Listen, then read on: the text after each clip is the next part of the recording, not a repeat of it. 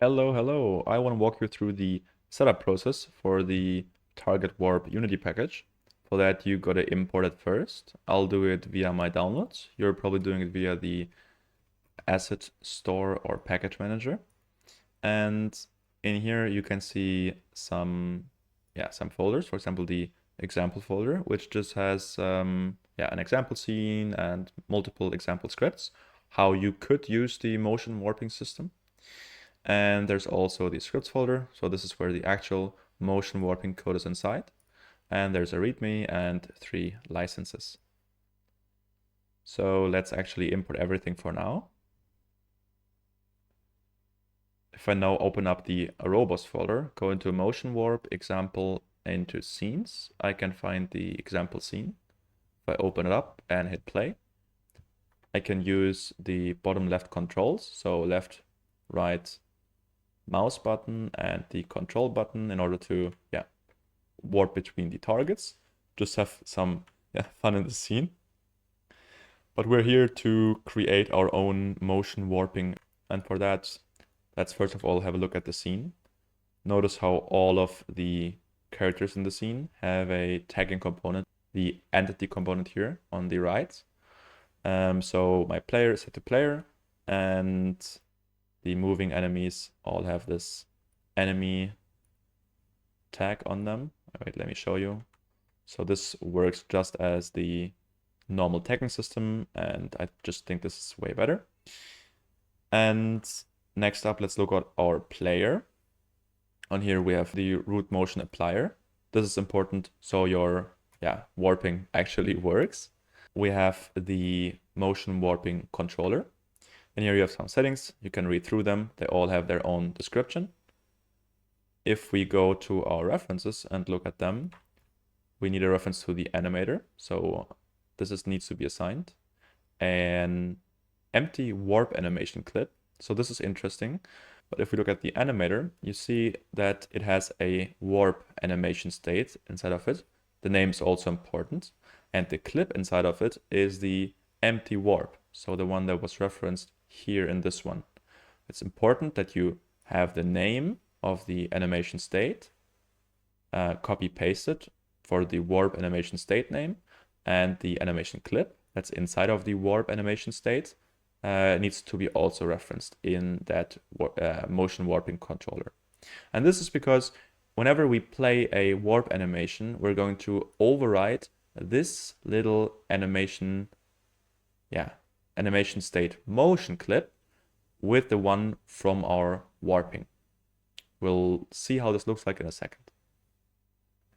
Next up, we need a reference to the exit state name, so the string. In my case, this is the idle walk run blend state in my animator. So I just literally copy and paste the name into the slot.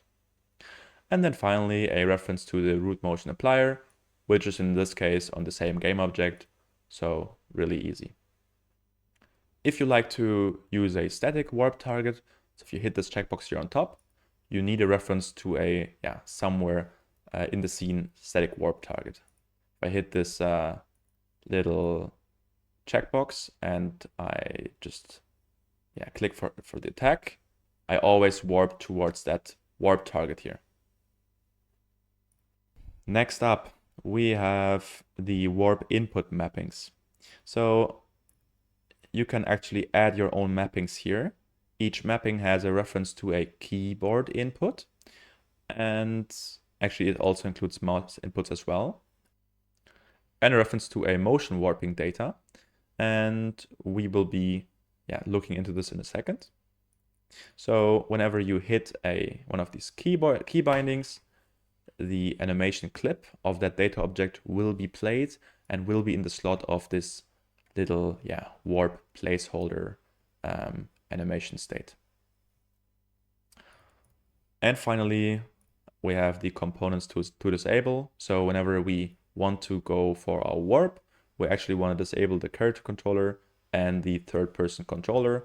And this is only because the warp moves you by your transform. And we don't want the character controller to influence any physics while we are warping.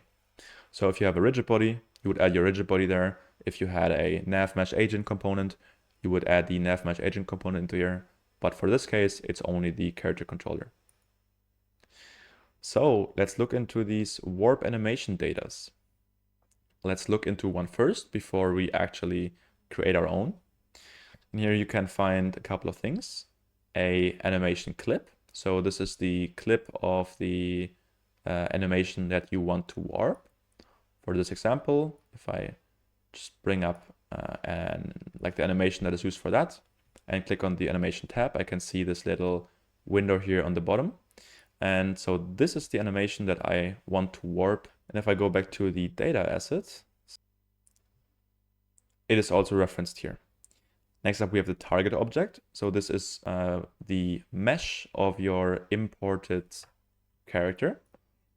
For my case, if I open up my player and go to the geometry section, in my skinned mesh render, I actually have the same model referenced here. So this is the one that we're using. Next up, we have a lot of pre-computed data. So you're not about or supposed to touch any of that. This is all done in the background for you. And we need to do two more things. We need to add a start and an end frame for the warp. So for this case, if we look at the warp again, or the animation again, let's actually maximize this window a bit. And if I go through the animation, a good point to start the warping for this low motion animation would be around frame 20 looks good, or 22, something like that. And then we want to end right when the motion ends, or when the majority of the motion ends. So somewhere around here, 33 looks good. And if I now open the data asset again, and here's actually 22 to 32. We could even start this a little bit earlier. Remember to pre-compute after you fill in these two values. And then all the rest is done for you in the background. The rotation percentage is at what percentage of the animation should the rotation be fully completed. So for this case, we could put 5 in here, for example. And yeah, so now we know how this asset looks and works, where it's referenced. So let's actually create our own one. Let's go to Mixamo.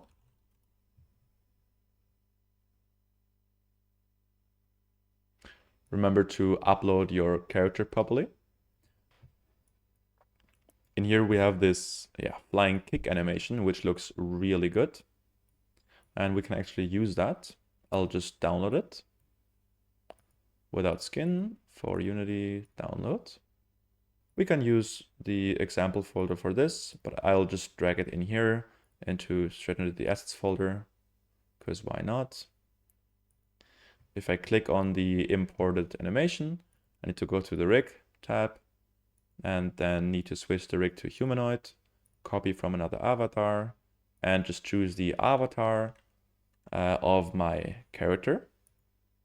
Hit apply. And next up, I want to go to the animation tab.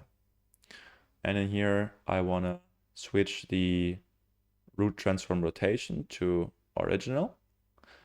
And I actually want to bake into pose this one and the root transform position Y. Next up, I want to create my warping data asset. Create motion warping warp animation. And I'll call this one flying kick. In here, I need a reference to the animation clip. So flying kick. To the target object. So I'll just go back to the model character, and I'll just drag in the model in here. Next up, we need to choose the warp frames. For that, I'll just click on the animation, and we can maximize the window again. And so this animation starts quite early with the motion. So we can, for example, choose, we can say frame 4. So we have some puffer from the beginning. And we can say frame 4 to frame 10. Go to the flying kick. start by 4, end by 10. And since this animation is really fast, we should be done with the rotation pretty much all the way in the beginning. So I'll just set it to 2% and hit the pre-compute button. Next up, I can go to my player and simply add another element here. And in here, I want to reference the flying kick. And I can choose some control, for example, I don't know, the comma.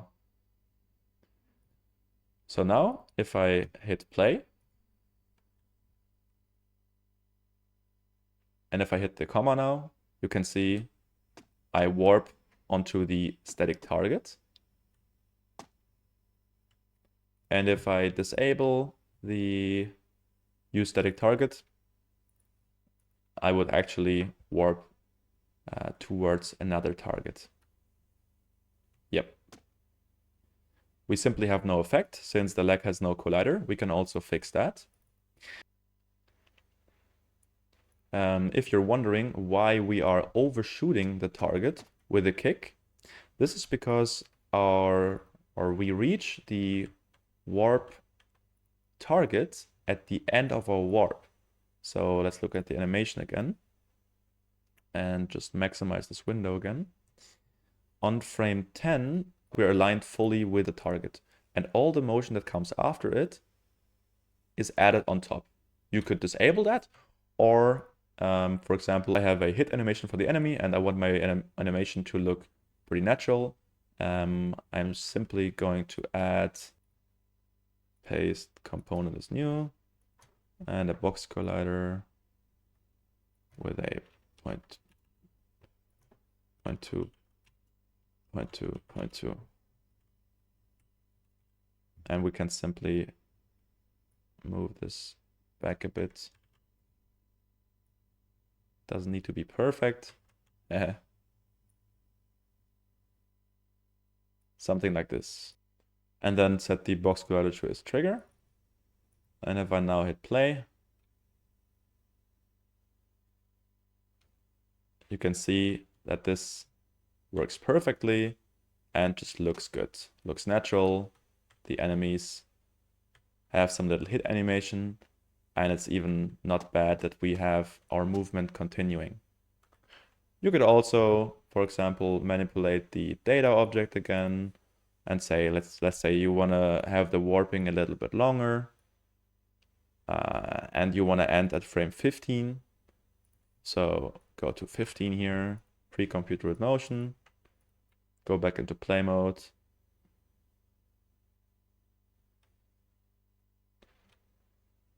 Here. Looking good. And also, what's also cool with the new update for the TargetWarp, that the motion also looks good when you're really close to the target, and when you would usually undershoot the target, it also looks natural since the frames are scaled down instead of just stopping you abruptly.